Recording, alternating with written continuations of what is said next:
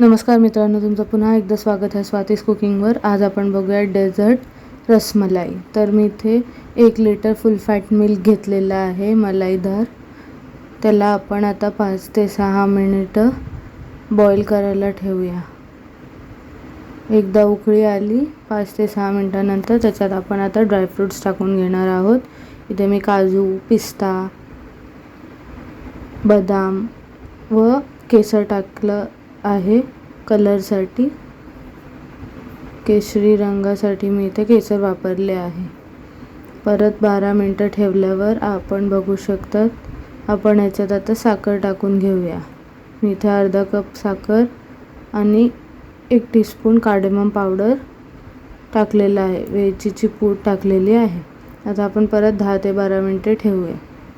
तुम्ही 10 ते 12 मिनिटानंतर पाहू शकता छान आपले दूध थिक झालेले आहेत, थोडेसे कमी झालेले आहे। ही कन्सिस्टन्सी परफेक्ट आहे। आता आपण गॅस ऑफ करून घेणार आहोत। आपला रस तयार आहे। आता छेना बनवण्यासाठी मी इथे परत 1 लिटर फुल फॅट मिल्क घेतलेले आहे। त्याला आपण आता बॉइलिंग टेम्परेचरवर आणणार आहोत।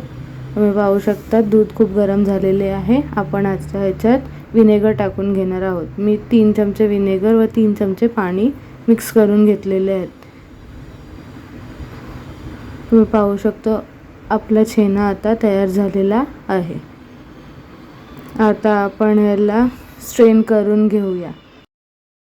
आपण छेना आता स्ट्रेन करून घेतलेला आहे। त्यात आपण आता 1 कप थंड पाणी टाकून घेऊया। आईस कोल्ड वॉटर असेल तरीही चालेल। आता आपण ह्याच्यावर काहीतरी एक वजन ठेवून घेणार आहोत आणि 10 मिनिटे असंच याला साईडला ठेवून घेणार आहोत। मी याच्यावर वजनदार वस्तू ठेवलेली आहे, तुम्ही काही ठेवू शकतात। 10 मिनिटानंतर आपण एका परातामध्ये याला काढून घेऊया आणि दाखवल्याप्रमाणे आपण ह्याला मळून घेणार आहोत। आपले पाम्सचा यूज करायचा, व्हिडिओमध्ये जसं दाखवलं आहे तसं करायचं। 5 ते 6 वेळा ही प्रोसेस फॉलो करायची, जेणेकरून आपला छेना सॉफ्ट बनेल। तुम्ही पाहू शकतात।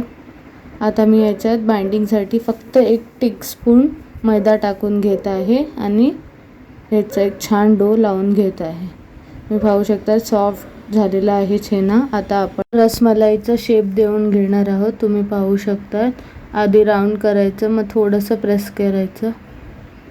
आता आपण शुगर सिरप, साखरेचा पाक बनवून घेणार आहोत।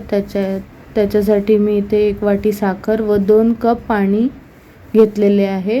छान उकळी आली की आपण आपले छेनाचे बॉल्स ह्याच्यात टाकून घेणार आहोत। तुम्ही पाहू शकता मी सर्व छेनाचे बॉल्स ह्याच्यात टाकून घेतलेले आहे आणि आता आपण याला झाकून 20 मिनिटे हाय फ्लेमवरच ठेवणार आहोत।